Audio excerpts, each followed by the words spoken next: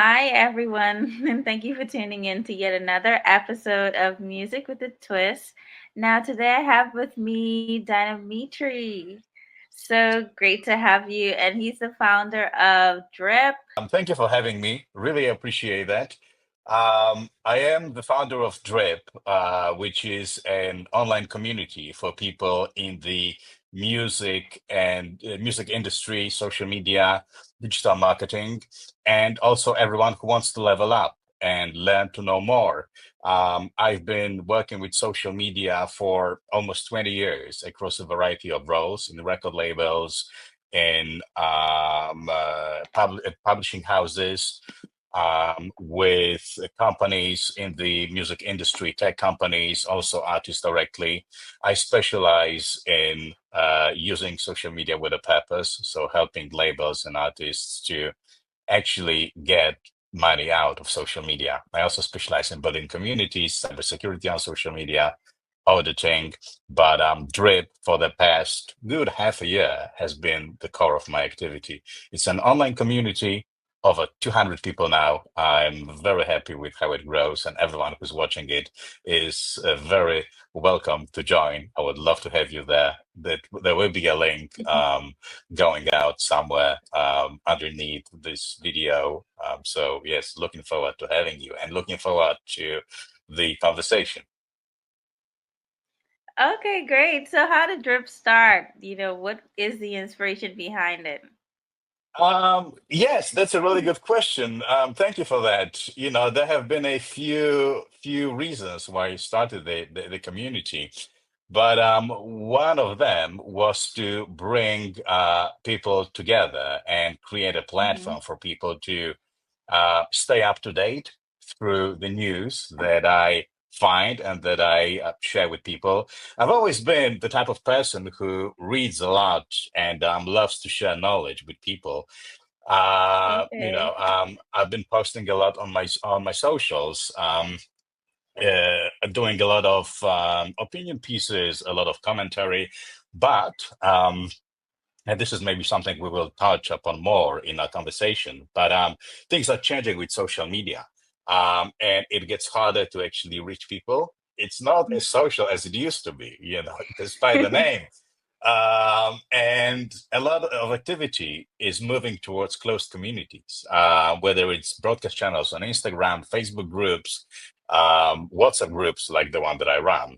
So there was one of the reasons was to bring people together and allow them to stay up to date, but also to get to know each other amongst the community and to create an opportunity for people to network, to create amazing things. I've already heard there have been people who worked together, artists, producers, managers, they met each other at Drip. So there were a few ideas, core sort of reasons for me to launch it. But yeah, it was it was and is meant to be a platform for people Hmm. to give them opportunities. Okay, cool. So I know for sure with me, I'm a part of a lot of, social media communities and communities as well. I've been to Europe recently and it was so strange. I was sitting at a network table, meeting with managers from different parts of Europe, and everyone just kept saying, "Oh, I'm a part of Emma. I'm a part of Emma. I'm a part Oh, of Emma." I'm like, "What is that?" And I, did my research and everything, but that's how we met across that platform. yes. So yeah, so I know that's basically one of the largest platforms or communities that is out there. But how did you find, that community was successful, at helping you pass along your information? How I found Emma, or No, how did you find communities successful, yes, like Emma, communities like Emma successful with your business, with you running Drip. How does that help you? oh, okay. Well, Emma is for those who are watching us and who might not be aware, it's European Music Managers Association. I believe this is what the acronym stands for. It's an organization that unites music managers and music managers organizations throughout Europe. Hmm. So it's got members in the MMF, Music Managers Forum UK, MMF Netherlands, about at least half a dozen, if not more, organizations that I can't.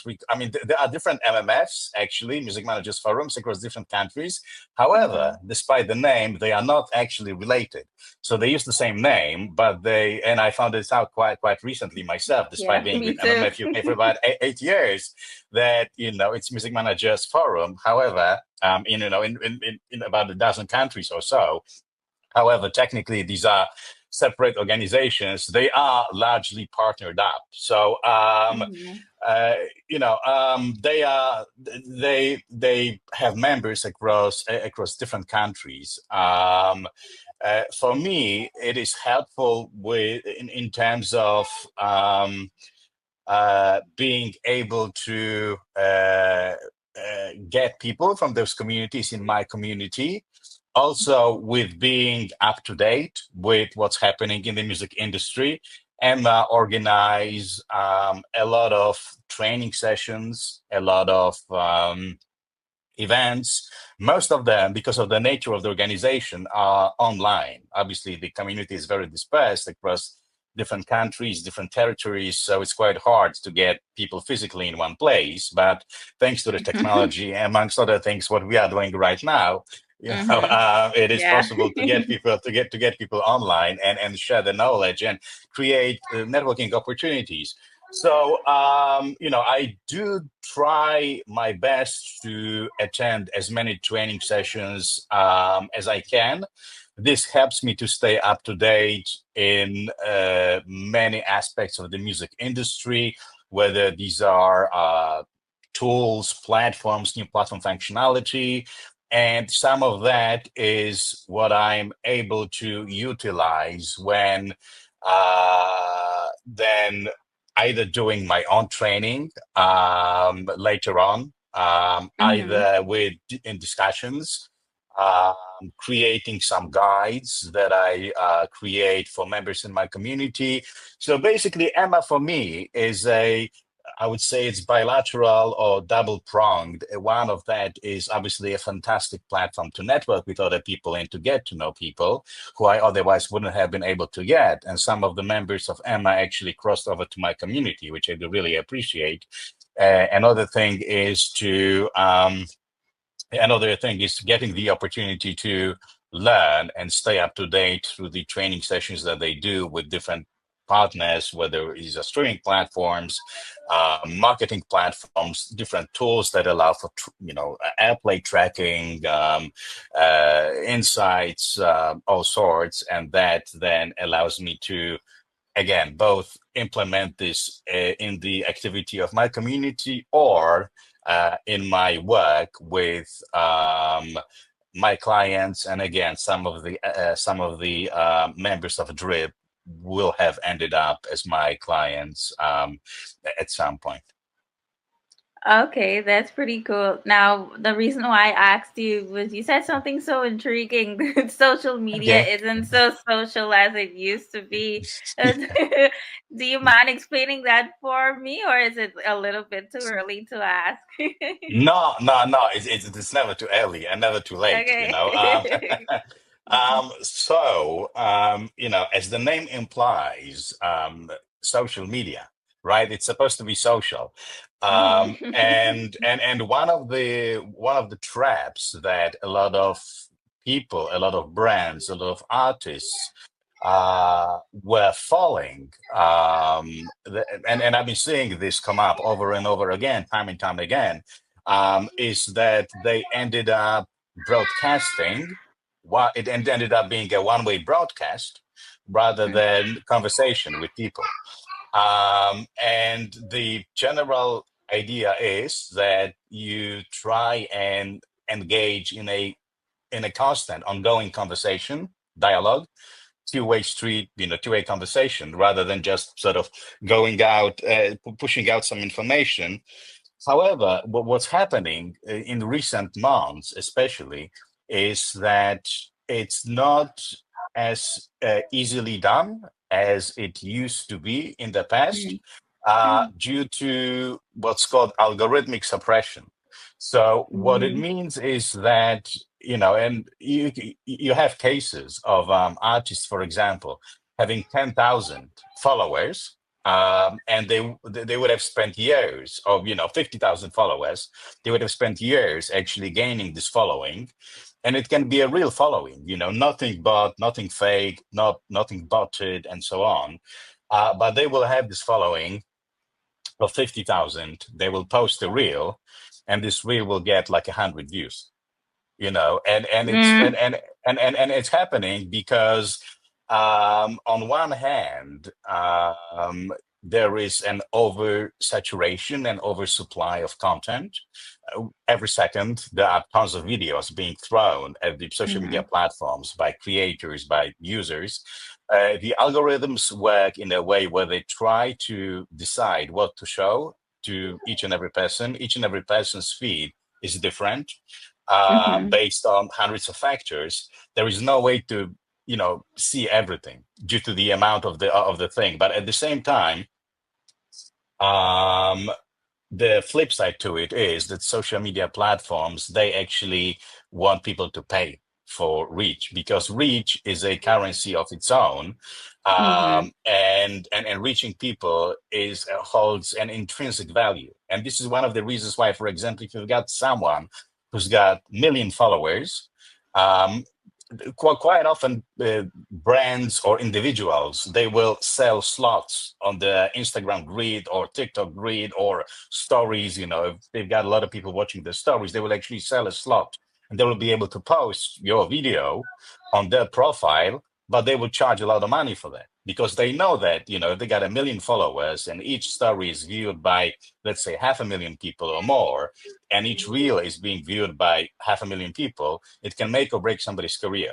So, Mm-hmm. and a lot of people who don't have, this kind of following, but they've got still good following objectively, for an independent unsigned artist, 20, 50,000 people, they struggle with reach because of those different challenges that social media brings these days in terms of reaching people. And again, this is part of why a lot of activities moving towards so-called closed spaces, i.e., communities, broadcast channels, Facebook groups, WhatsApp, the Telegram, Discord, number of others. But what those spaces allow is bypassing the sort of fight with the algorithm, and reaching people directly. Because first of all, whoever joins a closed community is already sort of more invested in terms of attention and commitment as a fan, as a follower. Mm-hmm. They pay more attention. The other part is that if you have someone in a WhatsApp group, they will get notified straight away. Obviously, they can mute the channel, and quite often, people will mute WhatsApp groups, for example, because they have, 20 WhatsApp groups, and they don't want to get pinged every 3 minutes. But they still get the message straight away. So even if they mute, and even if they don't check in the messages in real time, there is Mm-hmm. much higher chance that they will actually see the message than it would be in the case of you posting on a, Instagram profile with 20,000 followers, and then it only being able to hit 100 or 200 people because of how the algorithms work these days, unless you of course Mm. pay. But a lot of people are not in a position to be able to pay each and every time they post. So Yeah, that's crazy now. yeah. So, yeah, the entire time, while you were talking, three things screamed at me: influencers, virals, and algorithms. And how did the three of those, like, work together? Um, right. They don't always work together, but they should work Okay. together. So, you know, uh, yeah, influencers. In influencers, obviously, you've got different types of influencers, and there is a lot of actually uh, sort of pivot, as for the want of the better word, towards micro influencers from many brands or artists. So rather than working with one big influencer with like 1 million followers, for example, they would be working with, a dozen or more of so-called micro influencers. So people who might have, 1,000 followers or, 2,000 followers. And that way they can sort of hit more people rather and across more influencers. Viral videos are a interesting, very interesting thing. I've actually spent some time working in an agency years ago that specializes in creating viral videos, and this is something that I'm Oh, okay. personally very interested in because there is a whole science to making viral videos, and what Mm, happens rather often I see is that artists, for example, I will say artists because we're talking in the music industry context, so I'm not going to say brands or anything of sorts. But they will create a video, and objectively, it might be good video. It might be mm-hmm. technically well done. It might be nicely shot and so on. And then they will post it, and they will hope that it will go viral. And Yeah. and and the reality is that there is actually a whole science to what makes videos, what makes content go viral. And it's a lot about editing, a lot about the topics. For example, if you tap into the Hmm. recent news, it's not something that I personally sort of support on this particular occasion. But while we are talking, it's been a few days since that whole thing happened with the Coldplay concert. With Yeah. the CEO who was caught probably having an extramarital affair, but which was Mm-hmm. obviously very It's funny. unfortunate. But yeah, but Poor but thing. what I'm yeah, but what I'm getting at is that I've seen a lot of pieces of content that are piggybacking of that, and a lot of those Yeah. pieces of content go viral. And one of the Yeah. reasons why they go viral is because they are relevant to to the news cycle. They are relevant to what people talk about between themselves. In the office, at the water cooler, or at the lunch break. It is sort of topic of online and offline conversations. And one of the angles that helps with making things go viral is tapping into what people are actually talking about and tapping into the current news cycle and being able to find an angle to put a spin on a meme or what's happening, and being able to take it and utilize it in some way.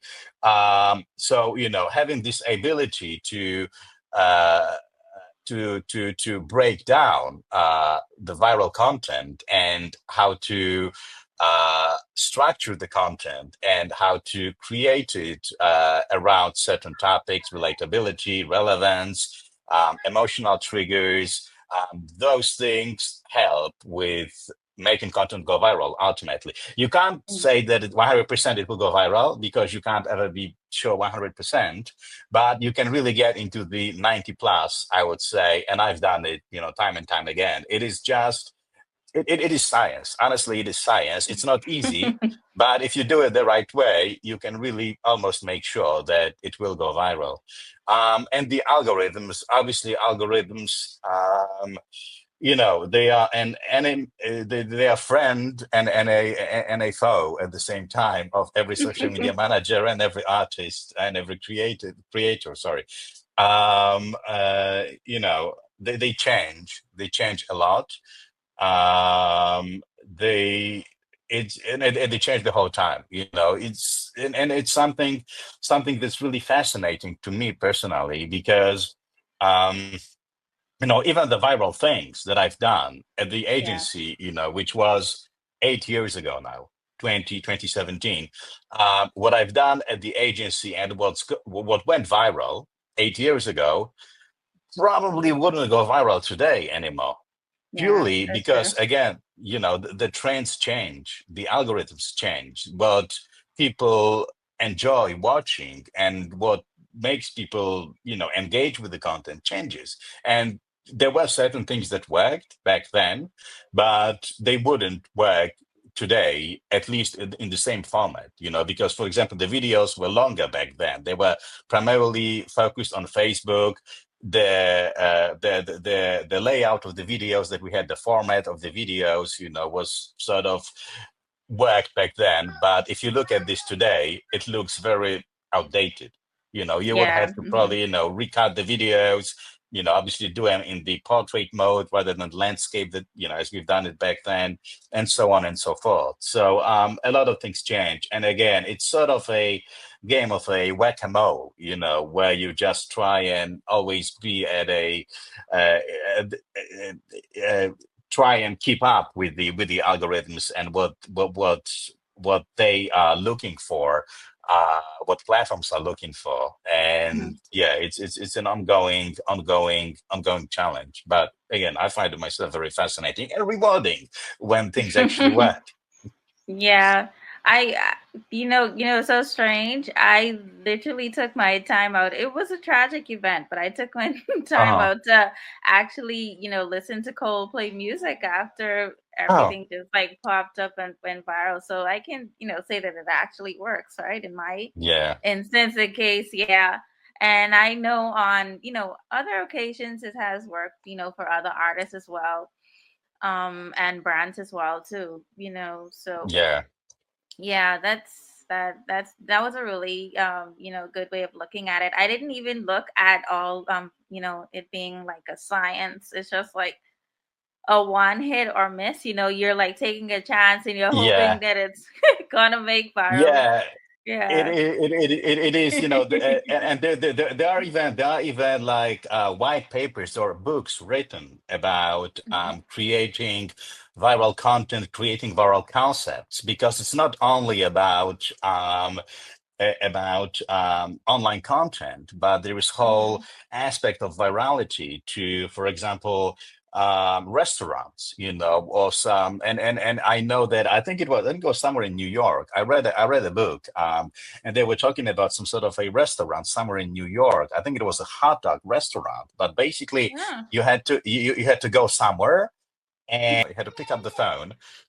You had to ask whether, sorry, they would ask you whether you have a reservation. You had to say that you don't have a reservation. They would tell you that you're lucky because there's still a free spot. Then the wall would sort of like push itself in, and it would reveal a hidden entrance in the wall, to Wow. a restaurant. And and they wouldn't advertise it anywhere. It was just like a word of mouth, but it was such a cool Mhm. concept that friends started telling about this, started talking about this amongst themselves, and through the word of mouth, they actually became a massive success. And Wow. Okay. and yeah, and it's about, again, creating experiences, creating something unique. I work with an artist who creates unique renditions. He's a sort of 1950s, 1960s a big band and jazz singer, and he creates his own renditions of Disney musical songs. But he completely rearranges them and makes like crazy big band, jazz arrangements out of like Beauty and the Beast songs, Jungle Book, all the kind of stuff. And not many Mhm. people do this, and people love his renditions, and like, and he Okay. managed to start a new Instagram account and go from like zero to over 10,000 organically in 3 months, purely based off, Wow. yeah, yeah, a few videos that had like 500,000 in like a couple of days, crazy numbers, Wow. and again, it's being able to put that unique stamp, and Mhm. having this something that sets you apart from anything or everything and everyone else, and gets people to talk about each other. I can't remember the exact numbers, and the study would have been from about 10 years ago anyway, and it probably would have changed towards more online, but surprisingly enough, still quite a lot of word of mouth is happening offline. People Mhm. you know people talk online, they tag their friends, they send each other links and so on, But a lot of conversations are still happening, between coworkers, between friends when they go out, that kind of stuff. So ability to get people to talk is another sort of helpful aspect of making things go viral. Yeah, the whole time, while you were talking, my mind went on, we spoke about you being so multifaceted by using a lot of or having a lot of artists that are across, different genres. Mm. And before I talk a little bit about how do you assist artists with your platform a little bit more, I just wanted to know, in your own opinion, what's the difference between going like viral and trending? Like, what's the difference? Is it like the same thing, or can you interchange the words? Are you saying, "Oh, I'm trending," or I'm viral? Like how does it go together? Uh, well, that's a really good question. I would say, in my, sort of being a social media manager, for me, trending would probably imply being picked up by a particular platform in a trending section, which Mm, happens on some of the platforms. I believe it's still. I would have to double check. I say openly, I haven't used X for quite a while because of mm, different things that are happening with the platform, and a lot of people have dropped it. I sort of pivoted towards Threads myself, but you had this section of trending hashtags, whatever on X. So for me, it would be more, trending would be more within the ecosystem of a particular platform that picks up on trending mm-hmm, things on this particular platform. Virality is more, I would say, holistic, more cross platform. If you go viral on TikTok and Instagram, and if you're viral, you probably end up on, the Jimmy Kimmel and, all those like late night shows. You get interviewed because they do, interview a lot of people who get internet famous, all the kind of stuff. So for me, virality is more, yeah, it's more cross-platform and perhaps even cross-media. So it doesn't even have to mm, be, limited to social media yeah. itself. It's probably, across different mediums, and then it also results in, again, TV coverage, late night shows, interviews, performances, newspaper articles, all the kind of stuff, rather than just, being picked up on by any particular platform. And again, virality, I think, also tends to last a little bit longer because trending things tend to be quite Mm-hmm. ephemeral. They can be quite elusive. Something can be trending one day, and then, Mm-hmm. usually it would be gone by the next day, if not by, 12 hours later.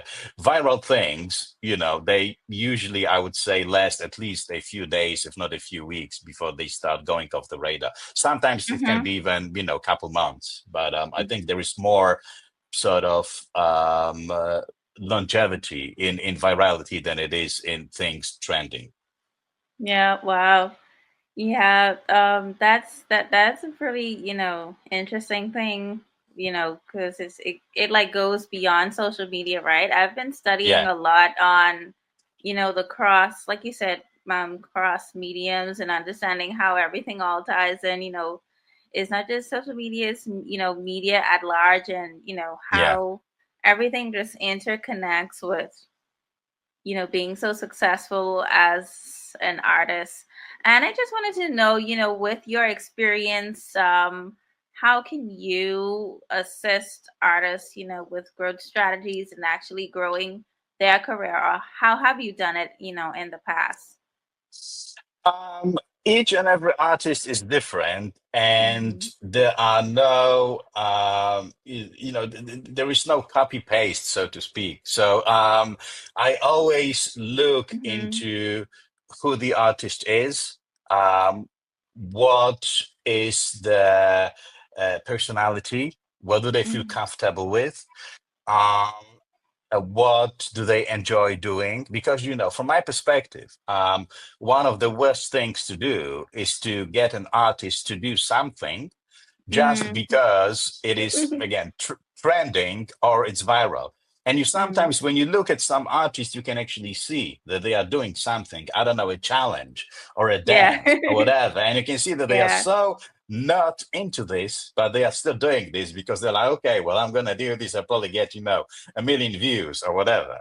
And I'm like, only do what you feel comfortable doing. And I do feel that there are always ways to put a spin on whatever trend or a challenge or uh, viral thing there is going, but the artists they have to be comfortable with this, and it has to be something they will enjoy doing. So I always find ways to find the things that the artist can do that Mhm. they would enjoy, that they would feel comfortable with, and that would be coherent with the overall branding. Because again, it has to be part of the identity, it has to be part of the branding. There's Mhm. no point in doing something that is totally off brand and that they would, feel out of, they would be comfortable with, not mentioning something that might just completely, damage the brand. Because there are things Mm. that, there are things that some people might do that will be so off brand that will actually sort of even question the image that they've cultivated up until that point. And again, it's not an easy task because a lot of artists, and I obviously understand this, having been an artist myself for some time before I switched sides to the so-called dark side of marketing. But they want to focus on making music. They want to focus on being in a studio, on writing songs, on playing live, and so on. Mhm. But the reality is that in this day and age, artists have to think of themselves as an entrepreneurs, and that's part of actually being successful in the music industry. Obviously, there is another avenue, and you can disregard social media, you can disregard all the sort of recommendations of the activity that you need to do in order to stay successful, which involves a lot of social media, digital, and so on, content Mhm. creation.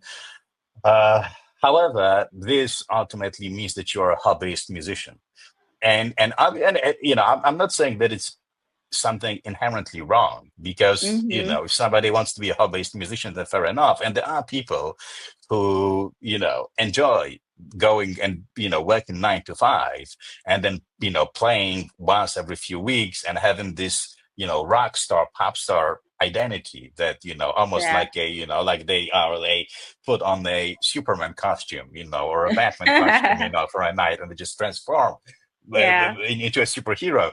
But if someone wants to have a viable career in the music industry in this day and age, there are certain requirements. And part of that is, for example, having social media and actually showing up and building the community, first building the following, building the community, having this consistency.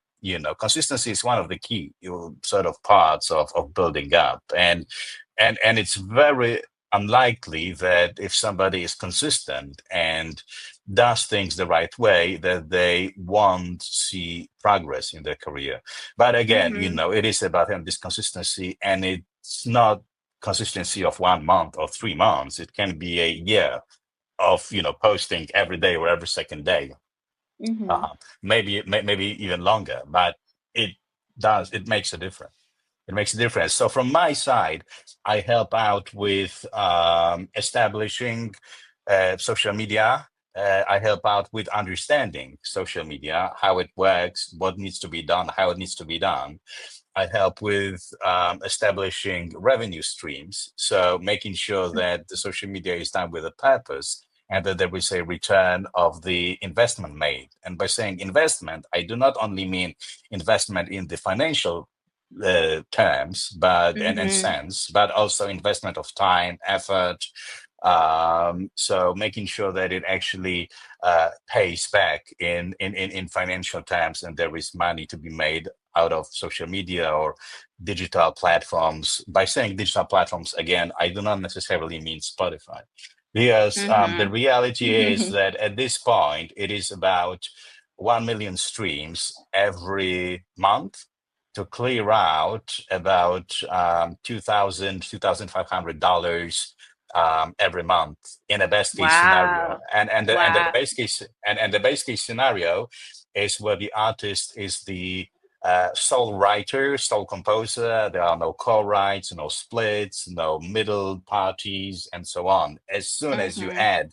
multiple writers, and so on, then the money gets split, and all of a sudden it becomes, $200 if you've got like numerous writers and composers and so on. So, I try and dissuade artists and managers from focusing on Spotify or streaming in general, because Mm-hmm. at the end of the day, some platforms pay better, some platforms pay worse, Mm-hmm. but it's still peanuts. You might find a Yeah. bigger peanut amongst all those peanuts, but it's still a Yeah. peanut. So Yeah. it's as I say. So there are other platforms and other ways to actually make more money. As an example, 100 hours spent on pushing Spotify, whether it's pushing Spotify via social media content or whether it's pushing Spotify via pitching to Mm-hmm. playlisters. 100 hours is not going to make a whole lot of difference. There's no way it's going to take someone from, 1,000 to a million followers, sorry, a million streams monthly. Mm-hmm. But the same 100 hours, if you put those 100 hours into streaming twice a week for an hour across a year, you Mm-hmm. will and you tie this into donations, selling merch, and so on. Because on many platforms you can embed links. You can have like text on your videos and so on, that actually encourages people while you're streaming to go and buy and so on, like on the shopping TV channels essentially. And if you do this, then Mm-hmm. 100% you will get way more money than you would if you spend those 100 hours on just pitching Spotify, and probably getting like $100 out of that in the end, because this is the Wow. money sort of, yeah, you get out of Spotify. Yeah, so Yeah. different ways. Yeah. Oh, cool. Wow. You schooled me a little bit just now. I didn't know that myself. Yeah, I mean, that's Yeah. what I'm around for. So, if you ever need Yeah. anything, give me a shout. I definitely will. Yeah, yeah, You're a pretty cool person. yeah. Thank you. Yeah, no problem. Appreciate it. Likewise. Yeah, yeah. So, as we get ready to wrap up, how can my listeners get in contact with you or reach out with you? How is that possible? Yes. So one of the ways is obviously the drip community, which Hmm. is Dynamitri, my name, .com / drip, DRIP, either lowercase or uppercase, both work. This will take everyone to the WhatsApp invitation, where they can join Hmm. via mobile app or desktop app. Drip for now is mostly WhatsApp based. I'm looking at expanding it to other platforms, but for now it's WhatsApp. If I will expand it to other platforms, the WhatsApp will be the place where I will be announcing it. So everyone's very much very welcome to join. They can also get in touch with me by emailing me at hello@dynamitri.com, or let's work as one word without apostrophe at dynamitri.com. These are my email addresses. Or on LinkedIn, they can look me up. I'm the only Dynamitri, not only on LinkedIn, but they can also just go to linkedin.com / IN, I for India, N for November, /Dynamitri. These are the main ways I would say and best ways to get in touch with me. Okay, cool. The cool. Dynamitri is your branding name. Yes, yes, yes. Yes. Okay, cool. I know when I first met you, you were really strong on branding, and Thank you. I that was your, appreciate it. Yes, yeah, I try to do my best. yeah. Yeah, well, it was a pleasure to have you on my podcast today. I know that I learned quite a bit, and I'm sure that my listening audience will as well. Thank you so much for having me. Really, really appreciate it. It's been an absolute blast and a real Yes, pleasure. I really enjoyed it. Thank you. yes, no problem. And I did as well. You take care now. Thank you. Bye bye. All right, bye bye.